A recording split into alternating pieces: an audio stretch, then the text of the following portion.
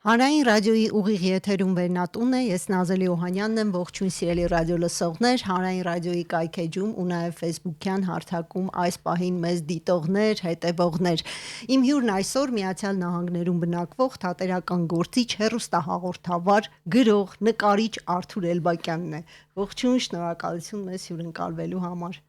Ողջույն Նազելի, շնորհակալ եմ հրավերի համար եւ հրավեր վերնատուն։ Այո։ Վերնատան դեվիզը գիտեք, չէ՞, լոզունգը գիտեք որն էր։ Որն է։ Վեր միշտ դեպի վեր։ Միշտ դեպի վեր։ Փորձենք։ Շնորհակալ եմ հրավերի միշտ դեպի համար։ վեր ընթանալ այսօրվա մեր եթերի շրջանակներում։ Այսօր փորձենք անդրադառնալ ձեր գունային թերապիա խորագրով ցուցահանդեսին ու նաև զուգահեռ կփորձենք տեսնել նաև ձեր բազմաշերտ այսպես ստեղծագործական գործունեությունը որտեղից է սկսել եւ որտեղ է շարունակվում եւ ուր է գնում, այսպես ասած։ Դուք երկար տարիներ աշխատել եք բառի, ձայնի, կերպարի ու բեմական տարածության հետ, ինչպես պատահեց, որ ձեր ասելիքը այս անգամ կենտրոնացավ գույնի ու կտավի այսպես տիրույթում։ Ձեր թվարկածը, որ ասեցիք ինչի մասին պետք է խոսենք, ես վախենամ, որ 29 րոպեում այդ ամբողջի մասին չհասցնենք խոսել։ Ինչ վերաբերում է ինչպես նկարչությունը մտավ իմ կյանք, պատմությունը շատ փոքր է, կպատմեմ, բայց կարծում եմ, որ բառը, երաժշտությունը, խոսքը, նկարչությունը բոլորը մի հարթակի մեջ են։ Իրար փոխլրացնում են, Իրար փոխլրացնող, ասում ենք, չէ, արվեստի այսինչ ճյուղը։ Ինձ համար այդ սահմանները վաղուց ջնջվել են, թե որ ճյուղի մեջ եմ, այսինքն այդ ճյուղ հասկացողությունը իմ մոտ ջնջվել է։ Իսկ նկարելու պատմությունը հետևյալն է. ես գրեցի մի պիես, որը կոչվում է Իմ խելագար Շեքսպիրը։ Այդ պիեսը ես խաղացի Նյու Յորքում, որտեղ ստացա մրցանակ։ Եվս մեկ անգամ հրավիրեցին, էլի խաղացի Նյու Յորքում, ձևավորումը ներկայացման արեցի ես, որոշեցի ես նկարել, չդիմել, չփնտրել նկարիչների, որոնք կձևավորեն իմ ներկայացումը, դա ինչով էր պայմանավորված, հետաքրքիր է, ինչ որ չդիմել նկարչի, քանի որ ինքը մոնո ներկայացում էր, պետք է միայնակ խաղայ, ես որոշեցի հենց կամերային ձևավորել, բայց ավելի ներշնչվեցի նրանից, որ իմ հերոսը հայտնվում է հոգեբուժարանում եւ հոգեբուժարանում սկսում է նաեւ նկարել։ Եվ ես խաղալով այդ կերպարը նկարեցի այն կտավները, որոնք նկարեցի, որոնք խաղացին ներկայացման մեջ, նրանք գործող անձ են, իմ նկարները ներկայացման մեջ գործող անձինք են, գրեթե բոլոր նկարները երևում են բեմի վրա։ Անգամ զուգընկերը կինը, որը պետք է խաղա հերոսի հետ, բուժքույրը, քանի որ մոնո ներկայացում էր, հենց կտավն էր դրված կին։ Եվ այդ կինը խաղում էր ինձ հետ այդ ամբողջ ներկայացումը։ Եթե կարճ պատասխանեմ, սա էր իմ նկարչության ճյուղ մտնելու դրդապատճառը, կամ պատմությունը, այսպես ասում։ Իսկ պիեսը հետաքրքիր է, ինչի մասին է, խելագար Շեքսպիրի, թե առհասարակ Շեքսպիրի հետ չի առնչվում։ Շեքսպիրի հետ առնչություն կա այնքանով, որքանով, քանզի ներկայացման մեջ 1-2 մեջբերում կա Շեքսպիրից։ Չեմ ուզում հիմա ամբողջը պատմել պիեսը, դա մի փոքրիկ պիես է, մի հսկա պատում։ Ես այդպես էլ հենց անվանել եմ, մի հսկա պատում։ Ինքը հերոսը ուղղակի Շեքսպիրին համարում է խելառ ճակերտների մեջ եւ աշխարհին չի պարտադրում անպայման Շեքսպիրի գովքը անել, բայց հոգեբուժարանում հայտնվելով մի տող ունի հանճարեղ, կներեք հանճարեղ, ասում եմ, հիմա ես եմ գրել, ասում եմ, հերոսն է հանճարեղ լուծում գտնում, ասում եմ, եթե Շեքսպիրը խելագար է, ինչու այստեղ չէ, հա, որովհետև հակառակորդները իր անընդհատ պնդում են, որ Շեքսպիրը խելառ է, Շեքսպիր պետք չէ կարդալ, Շեքսպիրը եւ այլն, եթե Շեքսպիրը խելագար է, ինչու այստեղ չէ, հոգեբուժանում, եւ եթե Շեքսպիրը խելագար է, ուրեմն ես սիրում եմ իմ խելագար Շեքսպիրին։ Եթե այսպես կարճ ասեմ, բայց ասեմ նաև, որ շուտով լույս կտեսնի փոքրիկ պիես մի հսկա պատումը Երևանում։ Այսինքն իմ նկարչական աշխատանքների ցուցադրությունից հետո ես երևանցիներին սիրով կհրավիրեմ այդ պիեսի շնորհանդեսին։ Բեմադրությունն էլ իր հերթին, նաև խաղը։ Գրքի շնորհանդեսը եւ հետո հուսամ ժամկետները դեռ հստակ չեմ կարող ասել, բայց ինչպես եք հասցնում այդքան գործ միաժամանակ անել, ստեղծագործական իմաստով, եւ հետաքրքիր է թե ինչն է ոգեշնչում։ Հարցը հասկանում եմ, բայց նաեւ չեմ հասկանում ինչպես պիտի չհասցնել անել։ Որովհետեւ օրվա ժամը այնքան շատ է, որ դու որ կարողանաս այդ ամեն ինչը հասցնել։ Ես չեմ սիրում պարապ ժամանակները, հա, նստել, ասենք, բասկաթոռին երազել կամ չգիտեմ, գնալ ինչ-որ միտեղ սուրճի հետ երկար ժամանակ ծխել կամ 45 ժամ սեղանի շուրջ նստել եւ դատարկ կենացներ խմել եւ այլն եւ այլն։ Ես իմ ամեն վարքյանը նվիրում եմ ինձ։ Իսկ ինձ որ նվիրում եմ, դա նշանակում է գրել, կարդալ, նկարել, հաղորդումներ պատրաստել եւ այլն եւ այլն եւ այլն եւ այլն։ Իսկ ինչ եք փնտրում առհասարակ արվեստում կամ թեկուզ հեռուստաեթերներում, երբ որ հաղորդումներ եք վարում։ Ինքս ինձ փնտրում էի եւ գտա։ Ինչ իմաստով, այսինքն բոլոր իմաստներով։ Մարդը մինչև ինքն իրեն չճանաչի, որևէ բան իր մոտ չի հաջողի։ Խնդիրը ինքնաճանաչումն էր։ Անպայման, ինքնաճանաչում ով ես։ Իսկ ամեն դեպքում ինչ որ մի բան կար, որը ուզում էիք, որ դուք գիտեիք եւ ուզում էիք փոխանցել, որ բոլորն իմանան այդ մասին, ձեզ դիտողները, լսողները։ Այդ իմաստով երևի թե միակ բանը դա իմ Երևան գիրքն է, որը կուզենամ իմանալ, որը ես անպայման կուզենամ փոխանցել, որտեղ այնտեղ կան շատ հետաքրքիր նորություններ հենց երևանցիների համար, որոնք ծածուկ են եղել, կամ չեն ընթերցվել, կամ չեն իմացվել եւ այլն եւ այլն։ Այդ դա հատուկ ես արել եմ, որպեսզի փոխանցեմ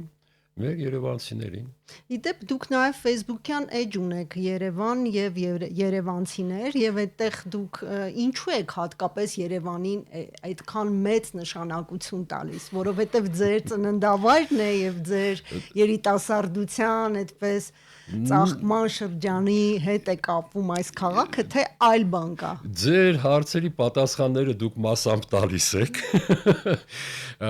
Այո, Երևանցի եմ եւ բնական է Երևանը շատ պետք է սիրեմ եւ սիրում եմ։ Գիտեք ինչ, այնպես չի, որ ես Գյումրին չեմ սիրում կամ Կիրովականը չեմ սիրում, բայց ես ավելի լավ գիտեմ Երևանը, հա։ Հին մարդիկ ասում են ուղնուցուցով։ Ես ուղնուցուցով գիտեմ Երևանը եւ իմ կայացման հիմնակարը Երևանն է։ Իմ ընկերները նույն ասում են մի երգ կա Ֆորշնա երգում Երևանը մենք ենք շենքերը չեն, ես մի քիչ թույլ տա իմ ընկեր Ֆորշը չհամաձայնեմ իր հետ, մեր շենքերը խոսում են մեր հետ, այնպես որ այնպես չի քարու շենք չէ։ Բայց դա ուրիշ խոսակցություն է, կարծում եմ որ ընկեր Ֆորշին ինձ չի նեղանա։ Իսկ ձեր իմ Երևանում հատկապես ինչ եք ասում, ինչ եք փոխանցում, թեկուզ այն մարդկանց, ովքեր որ չեն ճանաչում Երևանը եւ գուցե տեսեք, ամեն մեկը ունի իր Երևանը։ Համաձայն եք ինձ հետ, թե չէ, հա։ Մեկը այսպես է տեսնում, մեկը չգիտեմ, ցախ աչքով է նայում եկա,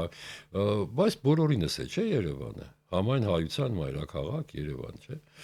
Հիմա դա անգլերենով է, ներեցեք, գուցե անգլերենով է գրված, թե հայերեն։ Փակագծերը բացեմ, ինքը գրված է 3 լեզվով, բայց հիմնակարը հայերեն տարբերակն է։ Այսինքն դուք հիմնականում նկատի եք ունեցել հայաստանյան ընթերցողին նախ եւ առաջ։ Բնական է, ոչ միայն հայաստանյան, բոլոր հայերին։ Հիմա դա կլինի Իրանահայ, Բեյրութի հայ կամ Արգենտինայի հայ։ Ամերիկացիները նույնպես ուզում են Ամերիկացիները ոչ թե նույնպես ուզում են, հիմա ուրեմն էլի փակակից բացեմ, ամերիկացիները ինձ կոնկրետ ասեցին ավելի լավ է առաջինը տպենք անգլերեն լեզվով, քանզի ամերիկացիներին շատ հետաքրքիր է խորհրդային շրջանի այդ ժամանակահատվածը, որովհետև գիրքը ներառում է 1960 թվականից մինչև 1988 եւ 1960-ից էլ մի քիչ ներքև։ Ինչն է գրավիչ այդ թվականներում ձեզ համար։ Ամեն բան, գիտեք, հիշողություններ են հիմնականում։ Իմ հիշողություններն էլ կան իմ ծնված օրվանից սկսված, հա։ Նաև զարմանալի է, չէ՞, ոնց է մարդ հիշում իր ծնված օրվանից քանի օրական, բայց ես հիշում եմ։ Տեսեք, հետաքրքիր բան ասեմ, ես շատ բազում գրքեր եմ կարդացել, հատուկ ուսումնասիրել եմ Երևանի մասին գրված գրքեր։ Ապրեն բոլորը, որ գրել են, եւ հին ժամանակում, եւ հիմա, եւ թող էլի գրեն, բայց ես չգտա այն, ինչ որ պետք էր ինձ եւ ես գիտեի ինչպիսին է Երևանը։ Այստեղ չեմ ուզում փակագծեր հիմա բացել։ Ինքը գիտական աշխատանք է, ինքը ընկերոջս ձևակերպման գեղարվեստական հանրագիտարան է։ Իմ ձևակերպումը չի։ Ինչ որ հետազոտություն էլ եք արել լրացուցիչ։ Ոչ թե ինչ որ ամբողջ հետազոտություն է, ու շատ խորը հետազոտություն եւ կարդացողին ես հրամցնում եմ ոչ թե վարդագույն ակնոցներով,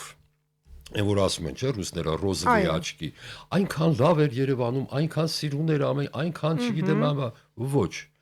ես տալիս եմ այն Երևանը, ինչպիսին եղել է, եւ վատը, եւ լավը։ Դի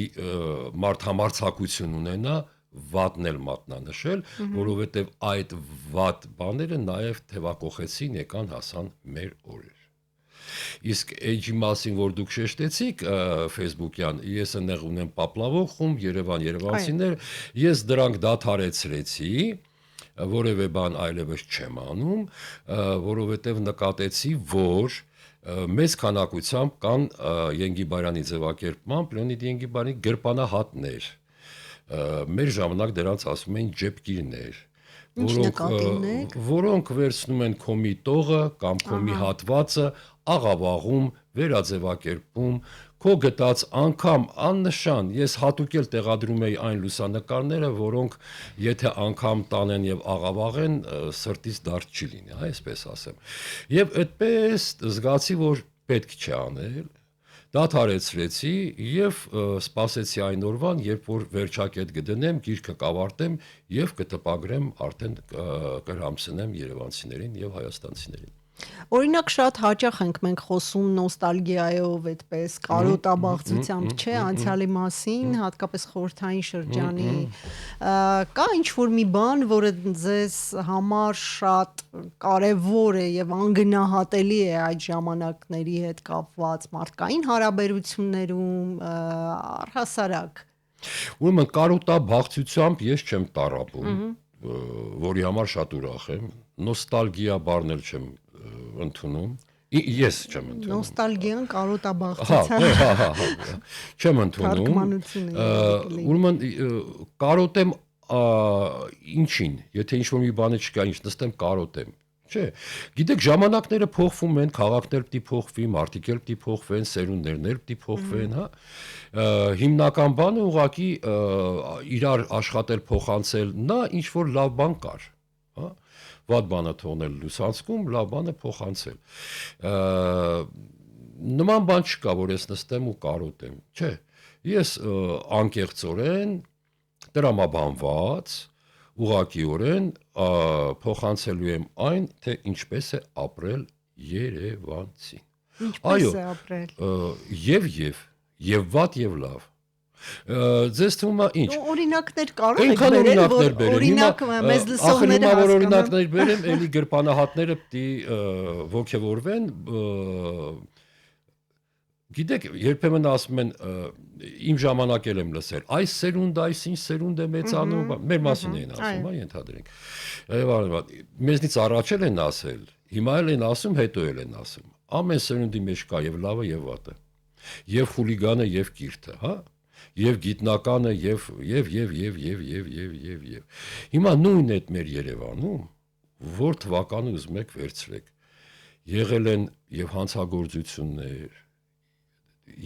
հիմա թվականները, եթե այսպես վերցնեմ, ասենք ենթադրենք 63-64, դու գիտեք ինչքան քաղաքում, դու գիտեք ինչքան դանակահարություն ա եղել Երևանում։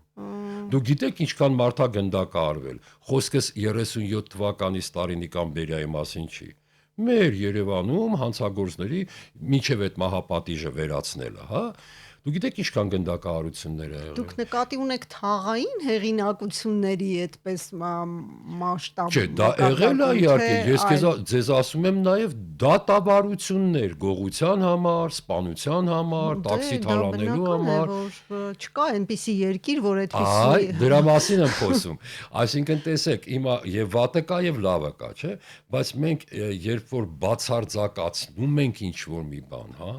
այսպես է եղել, խափում ենք։ Ես միևնույնն է գրքի մեջ այն դրական բոլոր հատկանիշները մարդկանց, հա, հարգանքի իրար նկատմամբ, արվեստագետները ինչպես են ապրում, ինչ հաջողություններ են ունեցել, սպորտը, այդ ամենը նշում եմ։ Որ արվեստագետների մասին եք պատմում ձեր գրքում օրինակ։ Բոլորի, մեծ մասը ում հետ շփվել եք, առնչվել եք։ Հիմա բնականը ասենք Վարան Փափազյանի մասին ես չեմ գրի, որովհետև ես իրեն չեմ տեսել, բայց Փափազյանի հետ կապված պատմություններ կա, որը ասենք ինձ պատմել է հենց իմ ուսուցիչ Խորեն Աբրահամյանը կամ իմ տատիկը։ Կամ մեր տուն գալիս էին արվեստագետներ, որոնք նույն Գյումրիից եկան Երևան, հա, ասենք Գեգամ Հարությունյան, Ժան Էլոյան, Ֆրունզիկ Մկրտչյան, հա, իրենք գալիս են հյուր տատիկիս։ Եվ ես իրենց մինչև թատրոն մտնելը տեսել եմ, շփվել։ Ուզում եմ ասեմ, ամեն բան պետք է լինի համադրված։ Ճիշտը չեմ ցավեցնում, բայց նաև ասում եմ, այսպես էլ ա եղել, չի ախր։ Այո, իսկ ամերիկյան միջավայրը, այդտեղի ռիթմերը, տեսողական, այդպես ամբողջ այդ մշակույթը ինչ որ կա, արդյոք անդրադարձել է ինչ որ չափով ձեր ստեղծագործության վրա, եւ գրողական, եւ կերպարվեստի, եւ թատերական, այդպես ձեր ընտրություններում ինչ ազդեցություն է ունեցել Միացյալ Նահանգները։ Ամերիկան ինձ պարգևեց մի բան, գուցե զարմանաք, ինձ պարգևեց հանդարտություն։ Ոչ թե վազք, ոչ թե առօրյա ինչ որ բաների փնտրտուք, ուտելու, հագնելու կամ չգիտեմ ինչ եւ այլն, ինձ տվեց հանդարտություն։ Ինձ տվեց մտածելու ժամանակ։ Այդ հանդարտության մեջ այնքան բան կա թաքնված, այնքան շերտեր ունի այդ հանդարտությունը։ Այդ հանդարտությունը եթե չլիներ, ես գուցե եւ առաջի հարցը հիշում եք, որ ասեցիք ինչպես եք հասցնում, հա, այդ ամեն ինչը, գուցե այդ ամեն ինչը չհասցնեի անել։ Եվ երբ որ ես մտածում եմ, մտովի ասում եմ, եթե այդ տարիներին ես լինեի իմ սիրելի Հայաստանը, ես այսքան բան դժվար հասցնեի անեի։ Այնտեղ հասցրեցի, այստեղ դժվար հասցնեի։ Ամենամեծ ձեռքբերումը, ամենամեծ բանը, որ ինձ պարգևեց Ամերիկան, դա հենց հանդարտությունն է։ Իսկ Միացյալ Նահանգների մասին գրում եք։ Օրինակ քաղաքում, օրինակ Բոստոնի մասին կամ Լոս Անջելեսի։ Հիմա կա մի շարք, որը նախնկարների մի շարք կա կապված Ամերիկայի հետ եւ լուսանկարների։ Ոչ թե շենք եմ նկարել, այլ ամերիկյան կյանք, հա, հետաքրքիր կյանք, եւ մի շարք եմ արել, որը կարծում եմ ժամանակը երբ որ հասնի, ես կհրամցնեմ ոչ թե գրքի, սկզբից ոչ թե գրքի տեսքով, այլ ուղղակի դա կտպագրվի ամերիկյան հայտնի թերթերից մեկի այնտեղ սովորություն կա, չէ՞, պատմվածքներ տպելու։ Էլի չեք ասի որ թերթում։ Գիտեք ինչի, չեմ ուզում ժամանակից շուտ կտպագրվի, ես ձեզ առաջինը տեղեկացնեմ։ Դա դուք թարգմանված։ Չէ, անգլերենով։ Ուղղակի նաև գրում եք անգլերեն։ Ինչու՞ չէ։ Ինչու ոչ։ Հետաքրքիր է, իսկ կարծում եք այնտեղի այդ գրողական միջավայրի մրցակցությանը կդիմանա ձեր գրականից։ Իսկ ինչ մրցակցություն է, որ գրողներ են գրում են։ Նույն ձևով կարելի ասել Երևանի գրողների միջավայրում հավատացեք, ամեն մի գրող իր տեղը գտնում է, ամեն մի գիրք իր դարակը գտնում է, գրադարանում լինի, թե իր ընթերցողը գտնում է, հնարավոր է այս մի գիրքը կարդա 10 հոգի, մյուսը չես կարող այդպես։ Հետո ես երբեք մրցակցության մասին չեմ մտածում, ինչու։ Հենց դու դրա մասին մտածեցիր, հենց կենտրոնացար մրցակցություն կամ մրցանակ գրեն, որ հայտնի դառնան, ամեն ինչ զրոյանալու է։ Ի վերջո գրում ենք, որպեսզի մեզ կարդան, չէ՞, ես ինչ որ գրողի դիրքերից խոսեցի։ Գիտեք ինչ, ես գրում եմ, եթե ես ինքս կարդացի եւ իսկապես անկեղծորեն ես բավարարվեցի, առաջին ընթերցողը ես եմ, հավանեցի ինձ բավական է արդեն։ Ինձ մոտ տպավորություն է, որ օվկիանոսից այն կողմ, եթե ապրում ստեղծագործում ես,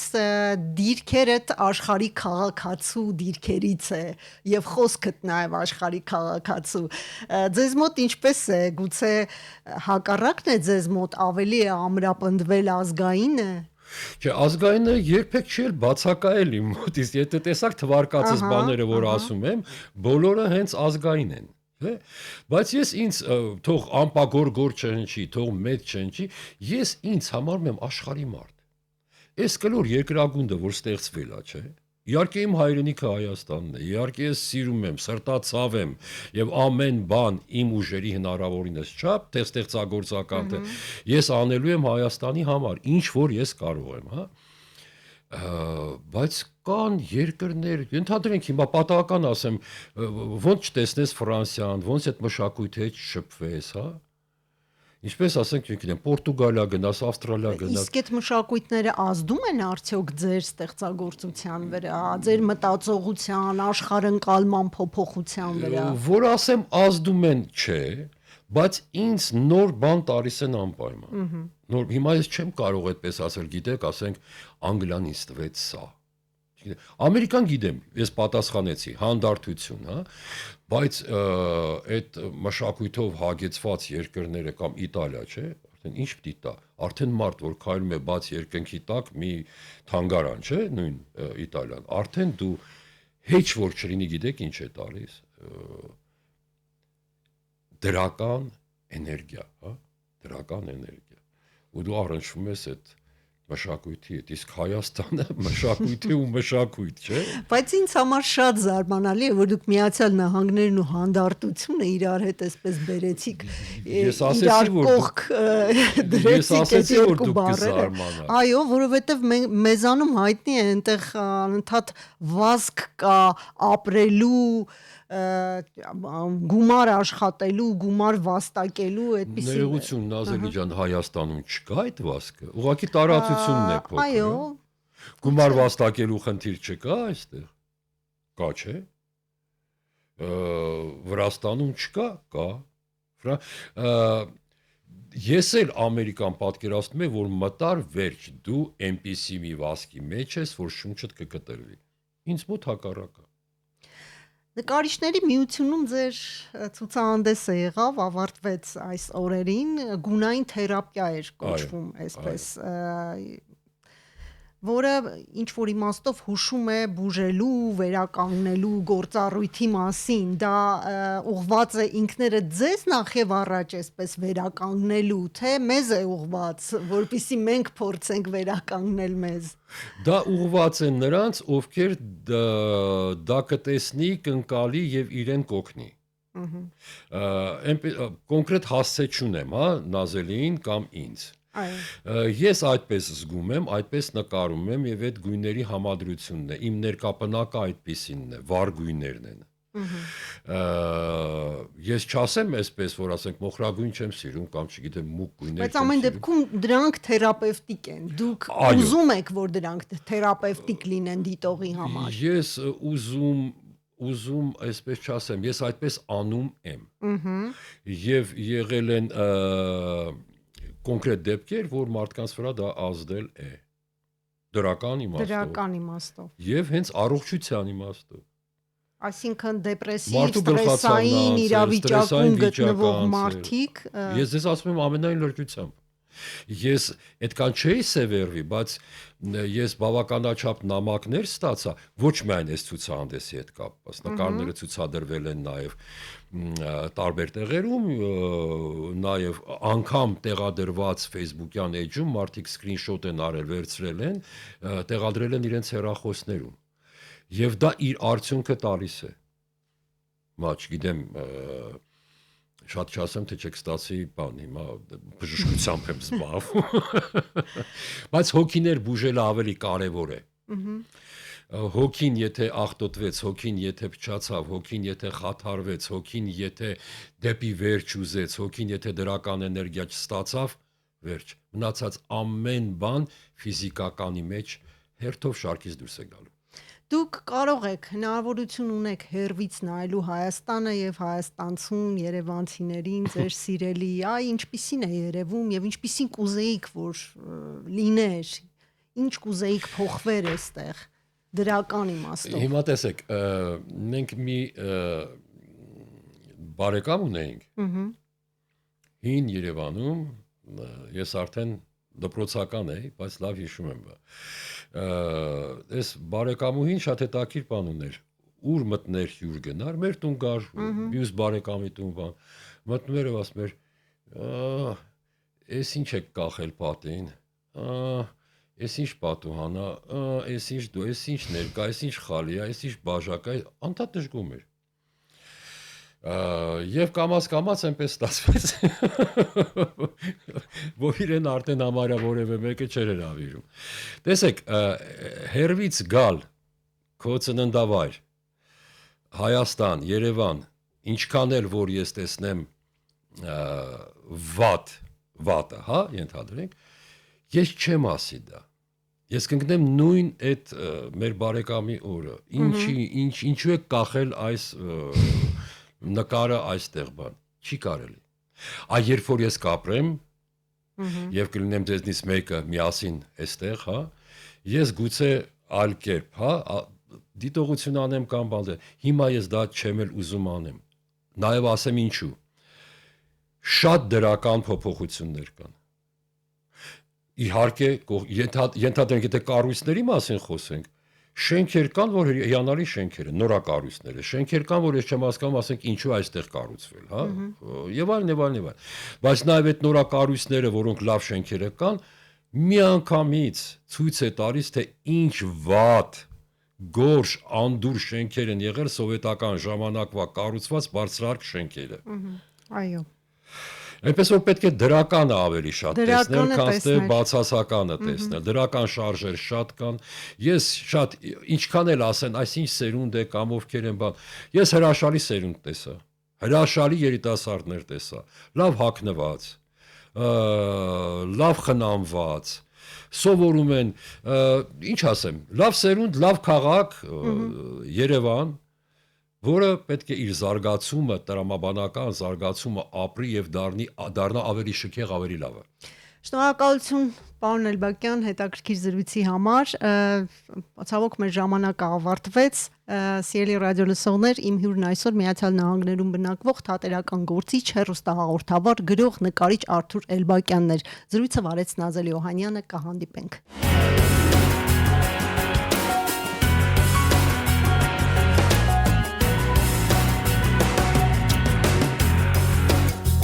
Վերնատուն